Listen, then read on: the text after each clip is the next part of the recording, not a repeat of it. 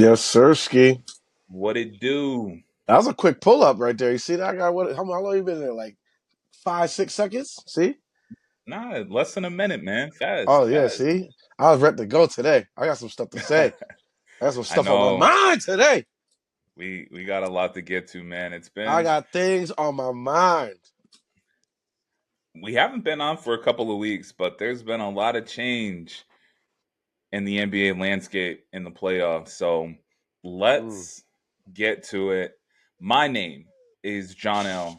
I'm with my guy Matt Price, Cash Walk-in, the stressed out Knicks fan, and we're on the verge of knowing who will represent the West and the East in the NBA Finals. Um, let's start in the East. Let's pull the Band-Aid off. The Let's get right to it. Pacers are up 3-1 currently. Tyrese Haliburton has had an incredible run during this playoffs, and it has culminated, like I said, in a 3-1 lead for the Pacers right now.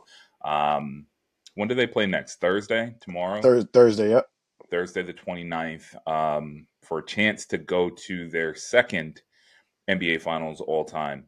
Um, so first, I want to get your thoughts. We've talked about it all year. You watch every second of every Knicks game, so there's nobody there's nobody better suited to talk about the Knicks, their shortcomings, what you're seeing than you because you've seen every minute of every game. Um, my first question to you is what's been the biggest factor in why this series is 3-1? Is it that the Knicks haven't been playing Knicks basketball, or is it the Pacers just on this incredible heater and just kind of riding this wave through the playoffs? It's certainly a combination of the two, but I honestly would say it's like 70-30 that the Pacers have just played some really, really good basketball. They've played well. I have to give them their credit. I have to. They have played sharp. They haven't turned the ball over, Yeah, throughout games and stuff like that. They've had their moments, like in Game 3 where the Knicks made that comeback. There was a lot of turnovers. We know they play a faster pace, so the Knicks were able to steal some extra possessions and fight back into that game and get a win in Game 3. But yeah, I think it's mostly them. They're making all of the winning plays. All of the winning plays. Now, saying that, I'll say that and then say this. A lot of it has to do with the coaching and the way the Knicks game plan and the way that they have executed that game plan, game in and game out. That is the biggest thing that is bothering me. It's not necessarily just Tibbs, but he's coming up with the game plan. It is what it is. It's sure. the execution of it. It's the way that they have defended Tyrese Haliburton. As we've seen, we've all seen every game. Jalen Brunson is getting picked up 92 feet every single possession, every single game. It's bothered him, sure, but he's still been able to get his points and get to Yeah. where he's going, right? Why are we letting Tyrese Haliburton get the ball free, come up, just sprint up the floor, hit half court full speed? Now you don't know which direction he's going. He's seen everything. He's got guys. He knows where guys are gonna cut from. He knows where the screens are coming from.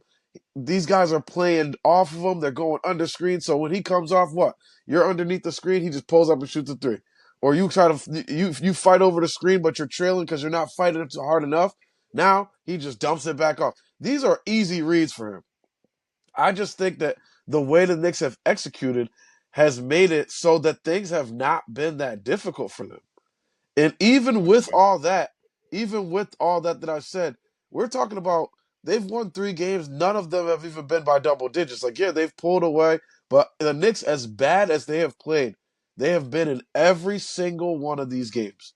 Game 1, we saw what could happen. What happened with the Tyrese Haliburton crazy shot at the end. That's a game that the Knicks gave Crazy. away. Gave Yep. away that game.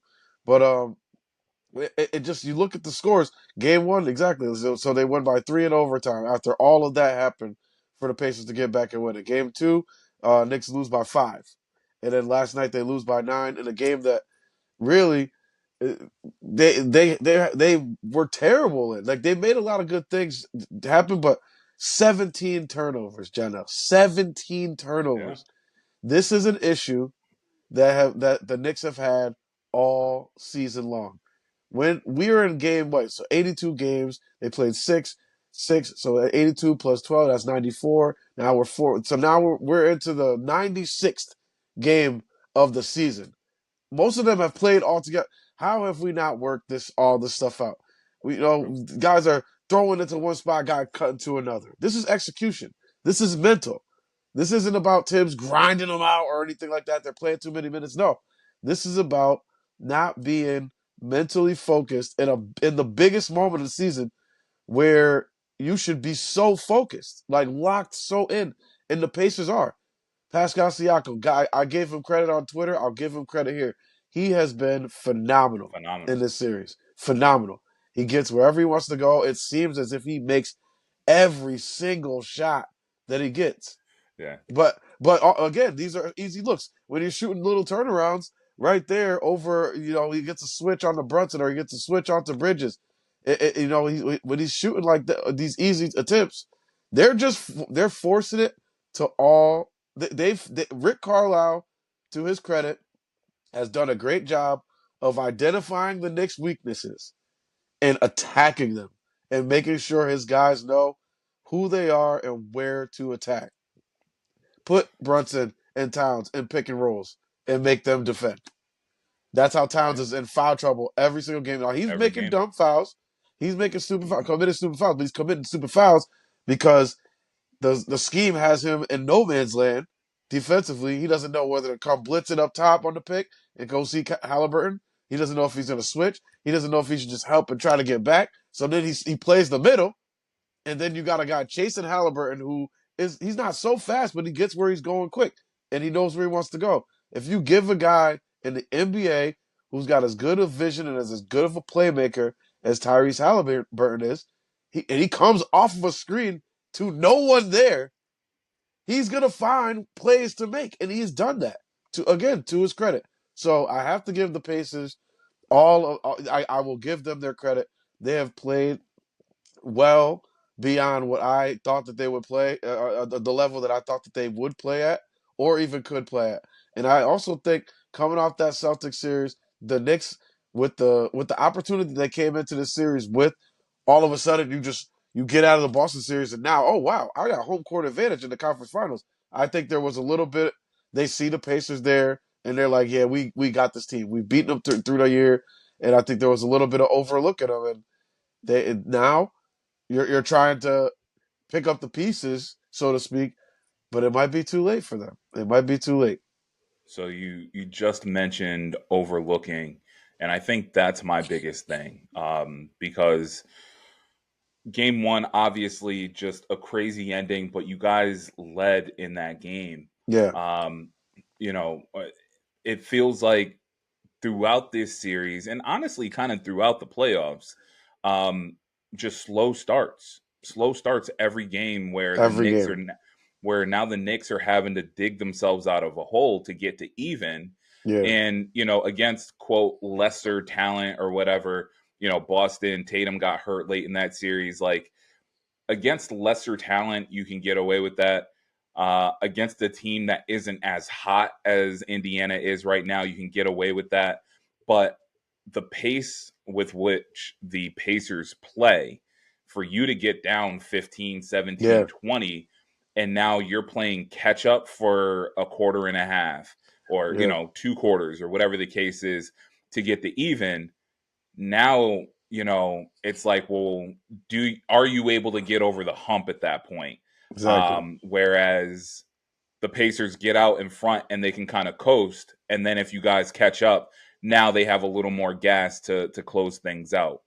um so that's been my thing, just watching the Knicks. It's like you mentioned it, they get home court advantage in the Eastern Conference Finals, and that's not to say that they were like, oh, this is going to be a cakewalk. But like you said, no, just kind of take your foot off the gas a little bit. Like, all right, we got 4 games at home if it goes that far. we're going to take care of business. We're going to move on. But, Yeah. it just You feels can't like reserve energy. You you can't can't. reserve energy this time of year. The That Pacers feel team like plays with such a high level of energy. they And feel the like thing is, yeah, they have contributions coming from everywhere. You everybody. got Yeah. Ben Mathurin comes off the bench. The Knicks' whole bench scored 21 points last night. I saw you Ben tweet Mathurin that. came in and scored 20 points in 12 minutes. Yep. Like he came in and knew exactly what he wanted to do, exactly what he had to do. And it's all about execution at this point. Do I think that they're a better team than the Knicks? No. I know Me talent wise. either. We have two all NBA players. We're a better team than them. But they are executing their game plan, what they do, far better than the Knicks are. Yes. That is what it's all coming down to right now. They're playing harder for longer, and the way they play, it's about maximizing possessions. So if even last night they're up.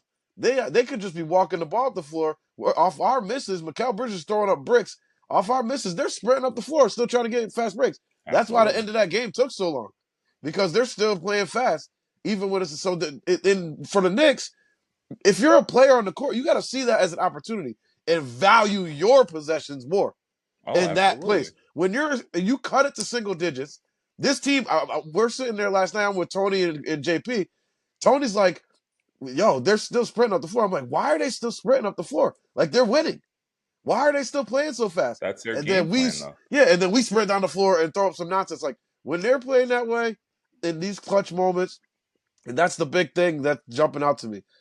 These clutch moments that we were so good in throughout the playoffs, we have melted down in these clutch moments. Game one, complete and total meltdown.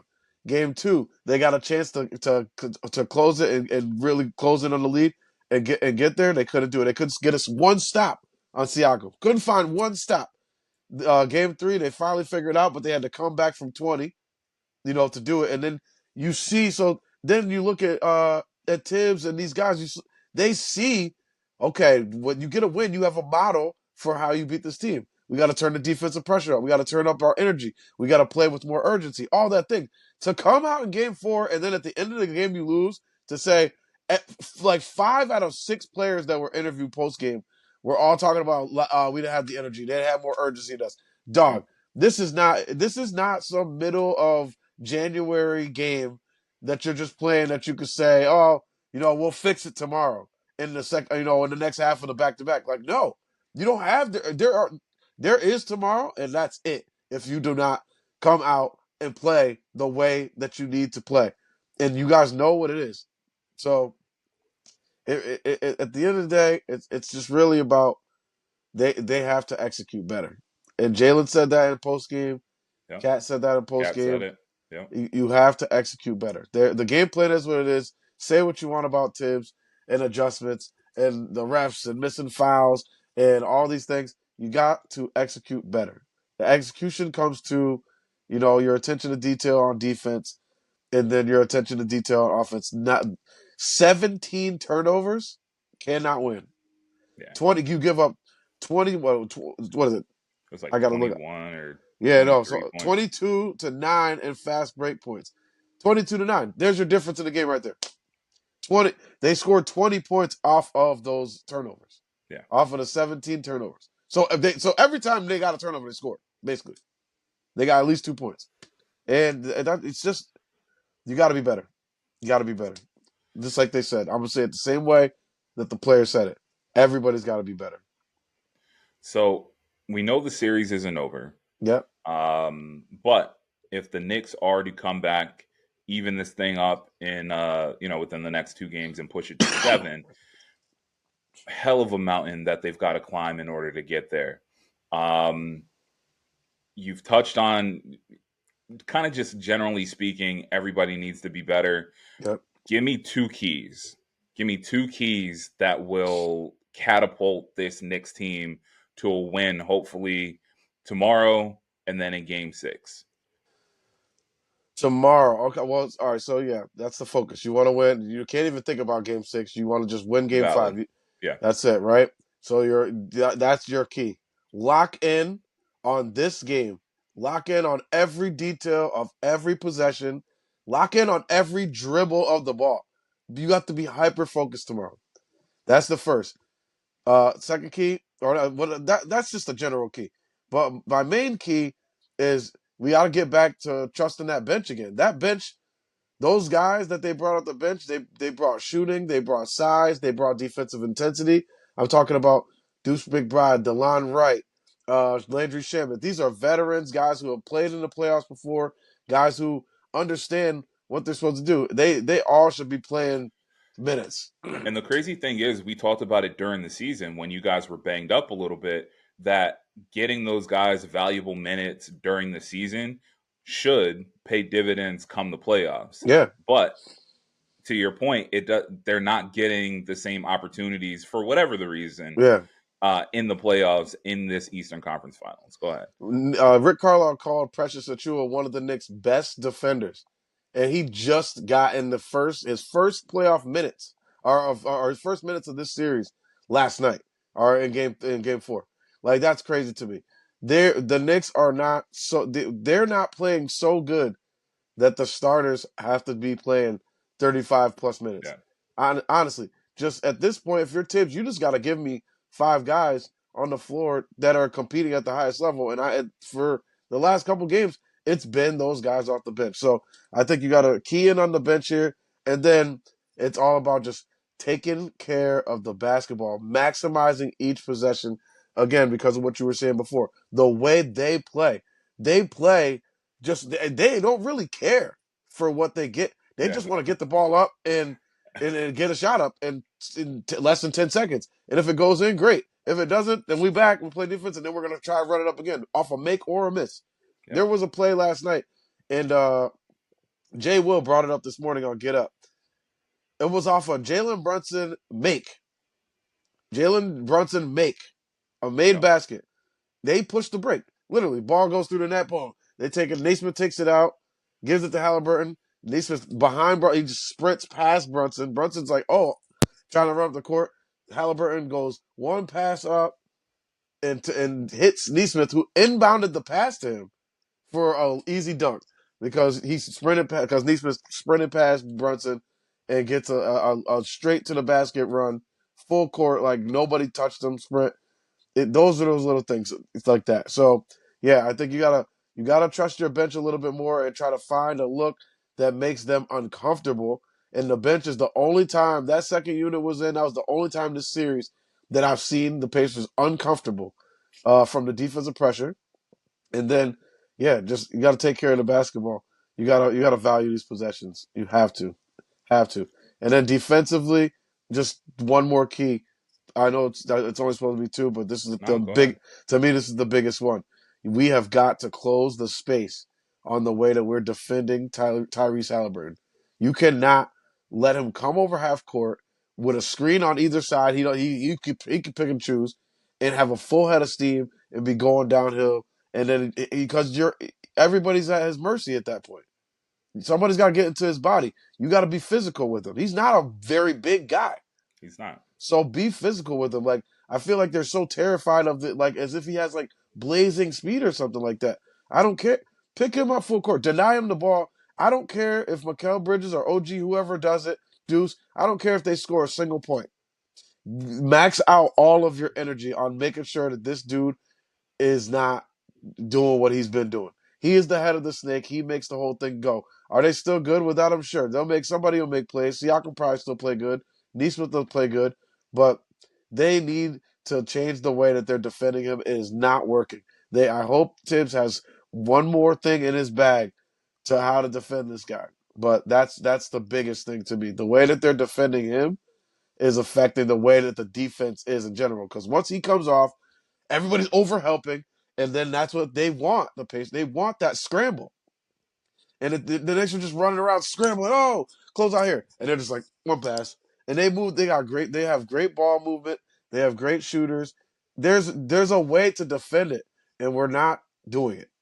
It's just over helping, and but and just not as much pressure on the ball. They're just not connected on defense. So yeah, that's the biggest thing.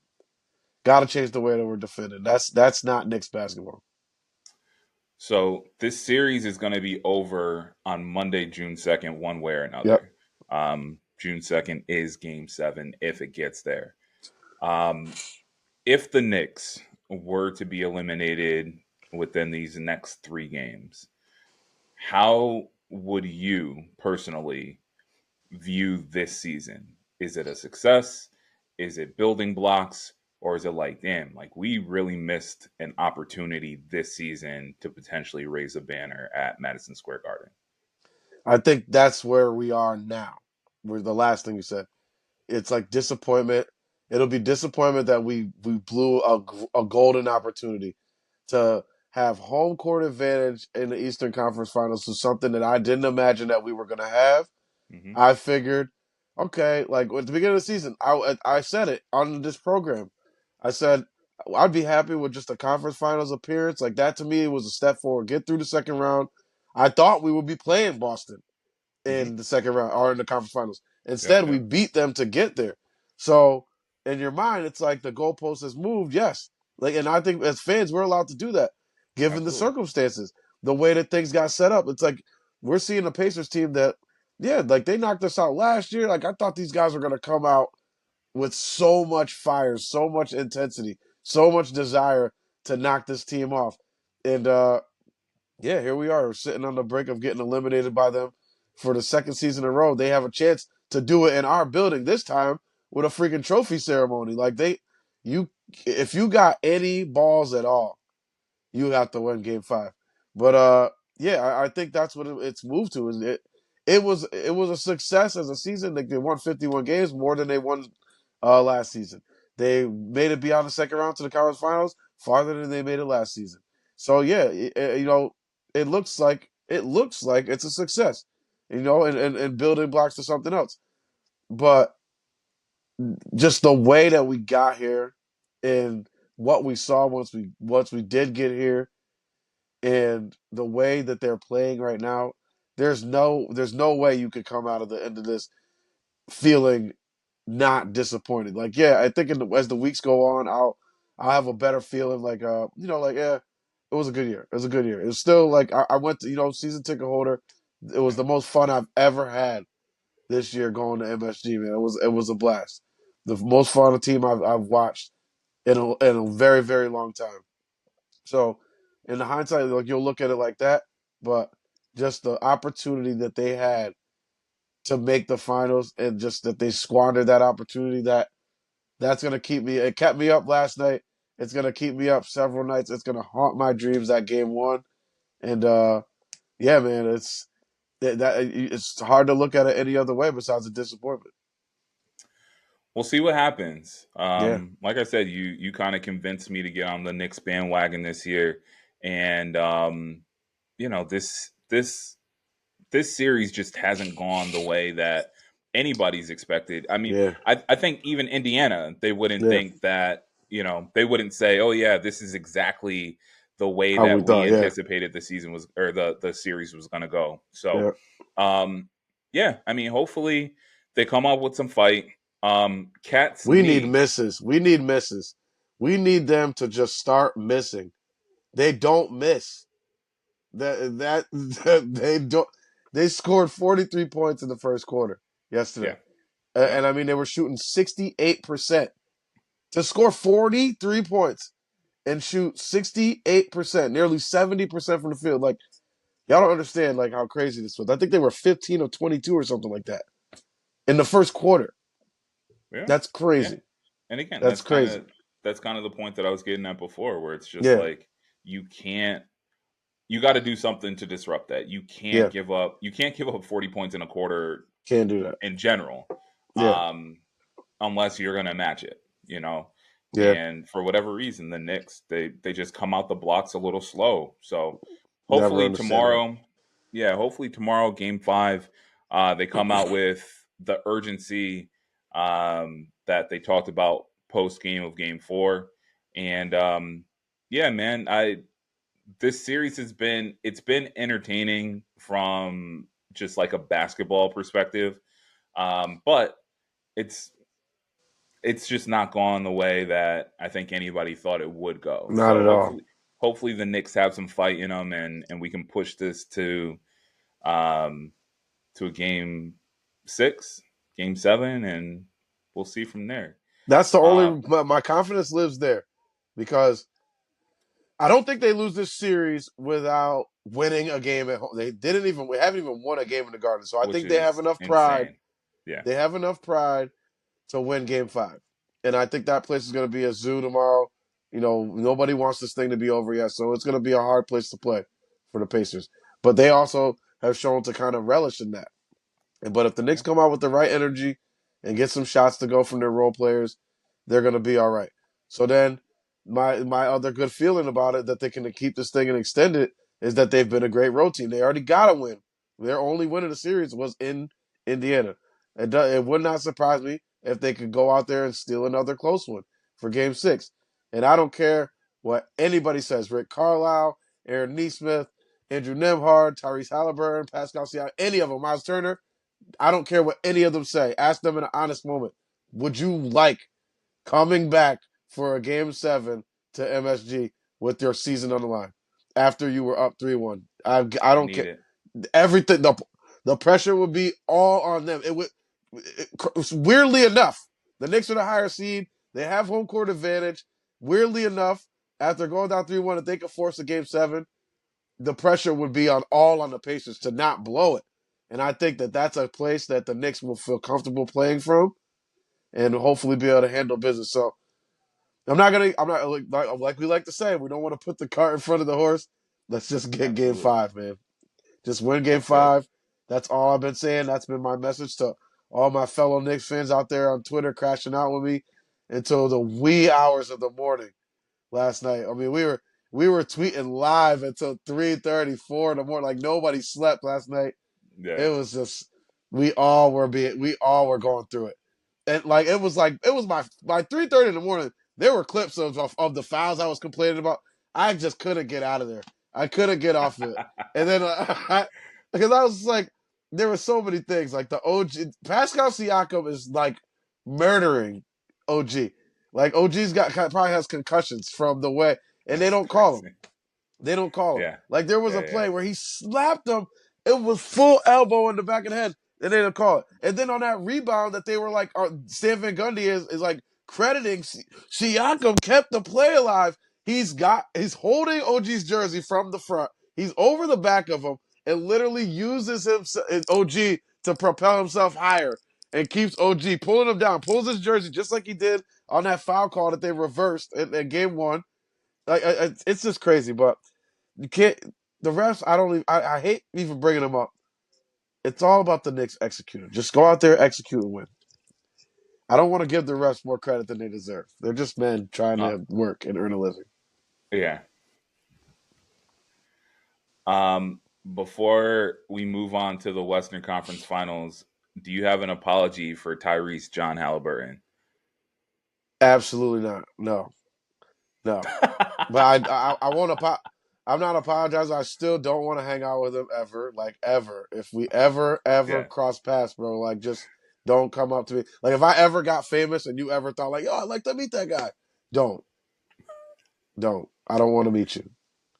I don't want to meet you. I don't want to hang out Fair with you. enough. We I keep don't we want to keep the talk to your energy. dad. I don't care who your girlfriend is. I don't want to sign nothing for your cousin or your daughter or nothing. Nothing. Nothing. We're not cool. So there's that. Yeah. Like just Fair keep it enough. I pushing. mean, you gave him his flowers. You said he's Yeah. been fantastic. I just didn't know He if you has. were gonna I can backpedal acknowledge that he's a good on the player. corny No, comment.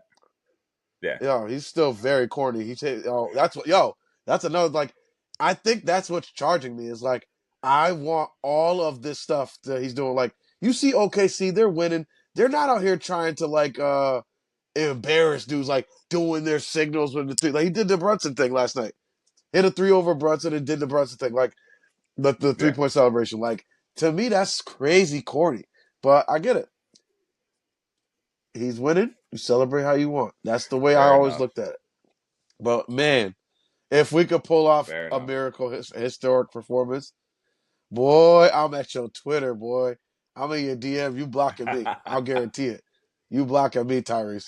If we That's pull this off, crazy. you blocking me. Promise you. Promise you. I'm like, who is this guy? Let's jump over to the Western Conference. OKC is up 3-1 over the Minnesota Timberwolves. And again, 3-1. I think this series is a little different because at least for me, like I know Minnesota has one of the best players in the world in Anthony Edwards. Yep. They were a 6 seed. They've kind of run the gauntlet to get to the Western Conference Finals again this year. But I'm also a firm believer that you're a 6 seed for a reason. It's not like they dealt with a bunch of injuries to like key players or Ant Edwards or anything like that. Yeah. They just weren't good early in the season. And Yep. similar to the Pacers, they got hot. They hit a stretch. But Yeah.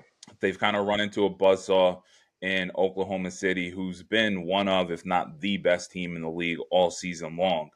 Um, so I guess the first question is just, can Minnesota get back into this? Can they make it a series? Can they push it to game six?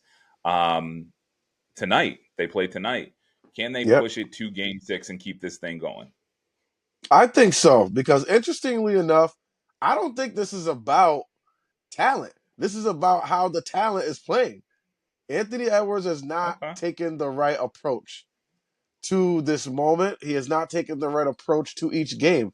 I feel like this series just started. If I'm being honest, I feel like there's a level that he could take it to. Now they're showing him a lot of bodies. OKC's a great defensive team. So Absolutely. Ant is doing what LeBron used to do, and he's on this whole they collapsed on me, so I'm trying to make plays. I'm trying to He's make making the right the play. right play. Yeah. Dog, nah. You're Anthony Edwards. You are the right play. You're the right play. The NBA is not like we cover WNBA. So the WNBA, there's players that could take over a game, but there's not as many of them. They're playing more of a traditional style team basketball game. Sure. That's why I love it so much. That's why I love watching them because the ball's moving. The Pacers play that style. The ball's moving. Yeah. Anybody could light it up any night, and it's not so much. They had the Anthony Edwards is the superstar on that team. He is one of the biggest superstars in the league. In nowhere, there's no world where he should be taking only 13 shots in a game. Like that. That just don't. That his last game that didn't sit right with me at all. Jaden McDaniels took more shots than Anthony Edwards. That's not cool with me. And especially when you see that Randall's 107, and has more turnovers than points. You got to know this is your game to take it over. You got to know. And it was a game that was close the entire way through. You're getting a good production from your bench. From DiVincenzo, he was 5 of 8 from three. Nickel Alexander Walker, 5 of 8 from three. Nas Reed had a pretty good game as well. So you get literally like 60 points off your bench, and the starters are just coming with nothing. Like Edwards finishes with 16, and he was 1 of 7 from threes because that's where he's shying away to. Instead of going into the bodies, going in there, getting that superstar whistle, getting fouled, getting some of these guys in trouble, he's running away from it and are trying to step back threes. Bro, get in there, attack the basket like you always do. That's what's making me feel as if he might not be 100%. I know he rolled his ankle or something like that early in the series, He's so I gotten get banged. that. He's Maybe he gotten doesn't banged have up the a bit. lift that he Yeah. normally has. Yeah, yeah. So they're playing physical with him and everything like that. But that's what I mean. When teams are playing physical with you, go into that because there's a level of physicality that the refs are going to see, and they're going to say, "All right, it's getting too much." They all have a line that they draw. They all every ref Yeah. has a line he draws. They'll see it's physical, and they'll say, "Okay, I'm gonna, that's a little bit too much whistle." And now you start building up those fouls, getting to the line. That's gonna help you get into rhythm. So I think that he just has to approach the game better. But 13 shots, 5 of 13 in 41 minutes. That is on no world. He should be taking 22, 24, 25 shots a game. Not all threes. He took Yeah. 13 shots. Seven Yeah. of them were threes. No, Yeah. that's No, not it. That's not it. It's about approach. so I think, and I don't disagree with you. Yeah. And admittedly, I'm being a bit of a hypocrite because I kind of turned a blind eye to only taking those 13 shots. Um, I crucified Jason Tatum a few years ago for not scoring a single point in the first half of an Eastern Conference final game. Like, if, and I you know, I don't think players go out and like beat their chest to be like, I'm the best player in the league and blah, blah, blah. But, you know, we have eyes. We see him play. We know what you can do. And for whatever the reason, he's not, like you said, he's settling, Yeah, and it's, you mentioned LeBron, and I remember that finals against San Antonio where it was just like, what are you doing, yeah. bro? What are you Like, doing? nobody can guard you, nobody Yeah, can stop you. What exactly. are you doing? Um, but my other thing with Minnesota is I've been a proponent of this forever. In today's NBA, in order to win a championship, you have to have a superstar, and it's definitely leaning towards having to have like a bona fide number two. Like, maybe not superstar, but like a tier below. Like, you have to have a 1A, 1B in order to win, generally speaking, in my opinion. OKC, they've got the MVP. Uh, Congrats, SGA. We haven't Oh been on yes, since then. yes. Um, Big congrats. Big congrats. and do they have that bona fide number two, that 1B? Maybe, but their team J is so Dub. solid top to bottom. Nah, J Dub is it. They Jalen Williams is the he certified number two. I don't know if He's a 1B. I don't know if I'm gonna I don't know if I'm gonna crown him that yet. He might be legitimately, but Yeah, I yeah, just think that team is so well constructed. They have players at every position, players that can shoot, that can defend. Like, you can get yeah. away with having the one star, the one superstar in SGA. Um, to me, this Minnesota team isn't as good as it was with Cat on the team. And I know, you Mm. know, Cat needs his touches, Ant needs his touches, like, I understand that, but in moments like this, if they're going to throw bodies at Ant Edwards, you have somebody who you can defer to, who can give you 30 on any given night, Yeah, and isn't going to shy away from the moment, and they don't have that. right. Um, the one thing I will say, and looking into this a little bit, real quick, do you know who the highest paid player on this team was this year? And I'll give you a hint. It's not On Ant the Thunder? Edwards. On On a on the Timberwolves. it's Rudy Gobert. And that is part of the issue. That's the issue. You're paying him, It's up to and like 50 now, right? something like He's that, up to yeah. like 50 a year. Yeah, that contract was crazy. And that's not to say that he's been terrible. He's actually been pretty No, good in this series, impact is but good. he's not a player like, when you think of the top paid player on a team, you're thinking of somebody that in crunch time you could roll him the ball and say, "Hey, we need a bucket." Yeah, Rudy Gobert is not that guy. He's dependent on rebounds. He's dependent on rolling and catching lobs yeah, at the rim. So to pay him all that money and have him not be somebody who can legitimately take over a game yeah, is ludicrous. The yeah, third highest paid player on that team is Julius Randle, who has been not good yeah. in this series. It's been up and So down. Yeah, he's had some. He had a good first half in game one. He had some good moments in game two. he's had his moments, yeah. Yeah, he's had moments. He's had moments, but he just hasn't been able to put together a whole lot. That game four was about as bad as I've ever seen him play. So I don't. Short answer for me is no. I mean, could they win Game 5? Sure. I don't see this going past 6. I definitely don't see it going 7. And if it does, I can't see Minnesota winning 3 games in a row. Is really what it boils down to. Yeah, Is no, I 4 don't think games. they win the series, but I think that they could at least get another one off them. They have played well. Like I said, they've played pretty well in moments, but then I also feel like they haven't even played up to their standard, and that's why I said in the beginning that I feel like the series just started. They finally played a close game. Hmm. That was a winnable game for Minnesota at home. Absolutely, They blew that it opportunity absolutely because, was. like Yeah. I said, it was more. It was large. I credit it largely to their best player not being ready to take the game from them. Yeah, like in the last 5 minutes, you got to be willing and able to take the game from them in a game that was, that was within a score the whole way through that last, the end of the fourth quarter. So, and then they kind of just execution messed them up at the end, and they weren't able to finish it. They also were a much better defensive team in the second half of the year, and that's how they started winning games.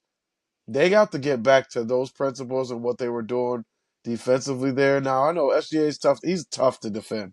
I gotta say Absolutely. that he is. We know because he's averaging 30 and he's the MVP. But man, is he tough to guard.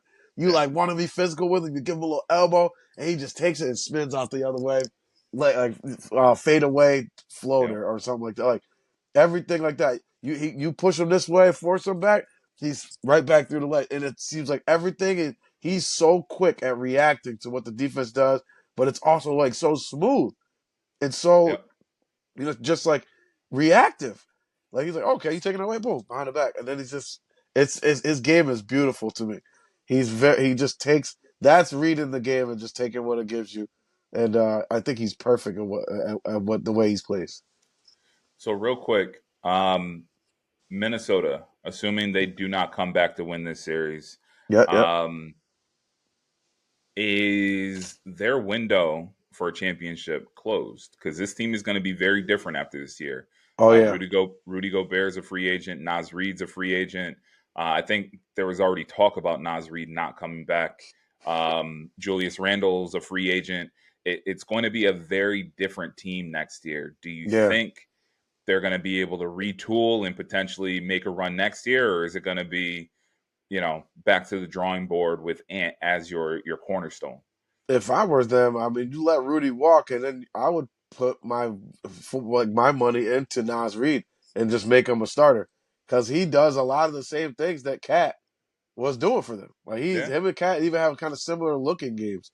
So I think that that's somewhere that you can invest into. I think that he is a starter in this league, and that Hmm. he could certainly, make an impact on the team. But yeah, this window, the way they made that trade, the way that they just kind of put that all together, it said like we made the conference finals last year. We're getting these guys because we think that they're going to get us through and to the finals, and it just hasn't worked out like that. So yeah, I think the window on this group is closed, but the good news is that you have 23, 24-year old superstar player to build around, and I think they'll be all right, And some even moving cap forward. space. Yeah, We'll it's see what it's happens with that. plenty of cap space now. Yeah. So real quick, before we get out of here, Indiana has been to one NBA Finals. They lost to the Yep. Lakers. OKC, this iteration in OKC has never won a championship as a Thunder. They've been to the finals, lost. The Seattle Supersonics did win a championship back in the Yeah, yeah. 70s, I think. Tape delay. Um, Came out at yeah, like 11 yeah. o'clock at night. So there's That's only crazy been to me. 13. Yeah, it's different time, different time. People would riot if they couldn't watch a game live. Um, Like, why, yo, where the so finals at? so there's only been 13 teams who have come back from a 3-1 deficit in the playoffs. Um, I'm going to make the assumption that it's a Pacers Thunder NBA Finals. What does this mean for small market teams? You've talked about this over the last few years, growing through the draft, building organically. OKC, Minnesota, Hmm. Orlando, the Kings for a little bit. You've been an advocate for this. Um, are we opening up a new door to these small market teams being competitive, and or is this kind of an anomaly? Well, revenue sharing is there. So there really are no small market teams in the way that they do their business anymore, right? Because a team like the Knicks, they make the money they make and they kick down to all those teams like OKC and the Pacers and all these smaller market teams so that they can run their businesses similar, make adjustments to their concessions, their arenas, their things around, and just handle business like the teams that are bringing in more revenue do, right? So Hmm. there's that. And then, but I think for the Pacers, and for all the teams, I think it does mean a difference, and I think we've already been trending in that direction. This is going to be our what, our sixth different finals winner, no matter who wins. Yeah. You know, it's going to be our sixth different champion, I think, since 2019. So I think that tells you a lot about the parity in the league changing, and then you look at how these two teams got here, how they got their teams like this. Paul George is actually part. Just Paul George is Well, actually a part of both of these teams getting what they got to get here. The yeah. Pacers traded Paul George to get a bunch of picks back. They ended They up got to give drafting bro a these ring. guys. Yeah, they drafted a lot of the guys that they got now, and then they used some other stuff. I think they drafted Sabonis, I think, with a pick from Paul George, and then they used Sabonis to trade and get Haliburton. So here we are. And then, getting Obi Toppin, who hit a huge dagger three, his only Yes, he three of did. the whole series was last night. I felt that was a little poetic justice. That made it sting a little bit more, but I love Obi. I always loved him as a player. I just think he had a raw deal when he was here, but that was a good pickup for him. We gave him to them for I think 2 second round picks that we're never going to use. Uh, and then the Oklahoma City, that trade from Paul George and all that, like with the Clippers, you get back SGA, who admittedly, nobody knew would Nobody. one day Yeah. be if it would be an MVP. His game was a little bizarre coming out of college. Like the Knicks could have drafted him, they took his teammate Kevin Knox, which was crazy in this very same draft. Like Understatement. Yes. it was the craziest thing. Like Kevin Knox is like a player who barely saw a minute in these playoffs for the Warriors, and is a two-way player pretty much now. And SGA is the MVP of the league. Like things go crazy. So like for the small market teams, I think it goes. And I want to toot my own horn right here. Draft and develop. That's what you got to do. Like We've been Aaron talking Neesmith. about it. Yeah. Where do you find a player like that? Where do you find a player like Aaron Neesmith? And if he doesn't hit right away, then a bigger market team or a team that's like trying to win now, win now, win now would have quit on that kid already. But now look at the player that he's developed into. Unbelievable player. Andrew Nemhard, coming out of college, from Gonzaga. He had his issues, but he wasn't like a shooter. Now, all of a sudden, he's knocking down threes every chance you give him a three. He was not really shooting so great in this series, but when he has an open shot in a big moment, or a chance to make a play, he makes it. These are guys that you drafted, guys that you developed in your house. Chet Holmgren, you steal that second pick and somehow fall into him.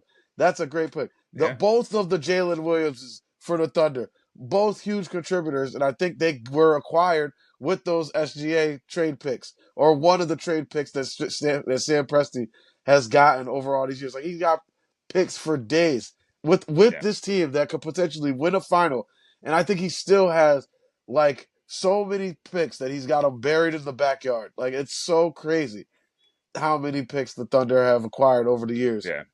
So Yeah. they're in. Uh, I'm just curious to see, who finishes this thing out. Yeah. I don't know. I like the idea of um small market teams being able to draft and really develop and kind of grow ground up. Um, I just and you talked about revenue sharing and all that, and I do get that. At the same time, um, it's OKC. You're gonna get like the car dealership where you're getting your little extra bag from, whereas if you're in LA or you're in New York, like there's so many more opportunities to get money off of the court. And I mean the leagues, they've done what they could to they tried to make incentives for the team that drafted you, they're able to pay you the most once you're up for a new deal and things like that. So um I don't know, we'll see. I'm hoping, like you said, this is going to be 6 years in a row we get a new champion, which is regardless, it'll be a new Yeah, champion. So that'll be cool to see. Um, And if not the small market teams, I'm hoping that we just continue to see this parity. Like I Yeah, don't care if it's a I don't care if it's a thing of the Knicks winning. Like yes, they're a big market team, or the Lakers yeah, winning, but as much as I love a dynasty, as much as I love to see domination and things like that, to see, all these different teams, all these different fan bases get to experience yeah. like the elation of a championship is That's what actually it's all really about, dope. man. So, That's what I think they built the league um, for real. They wanted everybody to have yeah, a chance at it. And like that's the thing. We went on this stretch from the '90s where it's just like one team wins for all 3 years, and another team wins for all three or 2 years in a row. Then another team wins 3 years in a row. Then yeah, another team wins three in a row. Then another team wins two. Then another team, like in there, Detroit was splashed in one year. The Mavericks were splashed in another year, yeah, and that's it. It's all Spurs, Lakers, Bulls, uh, Rockets got in there in the '90s, and uh, Cavs get thrown in there once, yeah, and then Warriors. That's it. Those are your champions. Like that's it. yeah. Celtics got one in there. I forgot about the Celtics. They got one in there, but like yeah. Besides those 3 or 4 teams that I mentioned, there's only like 3 or 4 teams besides that to have won a championship. Now you're looking at a year where you're getting 5 different champions from different places. I love it for the league. I love it for the Me league. too. And Me in too. this case, you're looking at like you said, it's been 50 something years or what? 43 years or something like that since Seattle has won. I I forget think it was, exactly. I think it was 78, I think it 79, was 78 or 79. 78, Yeah, 79. Yeah, yeah. That they won their last. You got the Pacers never have one. The Knicks haven't since '73. And the Timberwolves never have. yeah. So somebody's gonna get their first ever or in a long In a time, and I long think time. that's really really cool. I think I that's. I agree. mean, talking about parents have lived their lives and become parents themselves. Like they were born and had kids, and Yeah, now their kids is grown, and it's their team hasn't won a championship. So that's pretty cool. That's pretty cool. I agree. I agree. Um, Before we get out of here, prediction for tonight's game. Do you got Minnesota pushing this to game six? Yeah, I think they squeak one out on the road. I think they come up with a game plan that slows things down. I think they similar to the Knicks have to protect the basketball. The turnovers are killing them too. You got to be stronger with the ball when you're taking it into the paint. Just go out there, knock down some shots, and get a win, get it back home, and see what you could do with it, man. I think they're much better talent wise than the way that they've played in this series. And sometimes maybe you got to get late in the series to find your game. And I think they're right there. I think they get a win tonight on the road. I think OKC smells the blood in the water, and Okay. it's one of those things. The longer it goes on, the longer you don't know what happens. Yeah. SGA, knock on wood. He twists an ankle, and Exactly. now, he's still playing, but he's at 80% instead of 95%, or whatever. Anything could happen the longer the series goes on. So I Yeah. think I think OKC's got that feeling of like, let's close this thing out. Let's rest for a little bit before the finals start. So I think they take care of business and move on.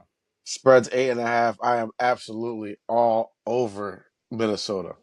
Eight and a half Uh, is a large number.